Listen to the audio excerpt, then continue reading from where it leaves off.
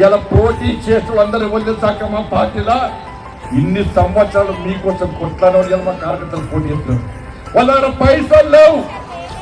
పైసలు లేవు, వాళ్ళు మీ దగ్గరకు వచ్చి జై శ్రీరామ్ అక్క మా కోటై, అన్నా మా కోటై అని చెప్పి మిమ్మల్ని గర్వపట్టి బతకటోళ్ళక్క.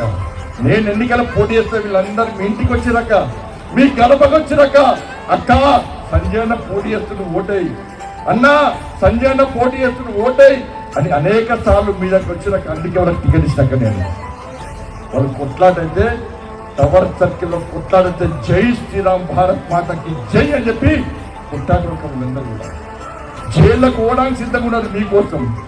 వాళ్ళ ఆస్తిపాస్తులు సంపాదించుకోలే, బిల్డింగులు లేవు, పైసలు లేవు. వాళ్ళ దగ్గర ఉన్నది కేవలం నిజాయితీ, నిబద్ధత, కొట్లాడ దమ్మున్నటువంటి కార్యకర్తలు అందరూ కూడా.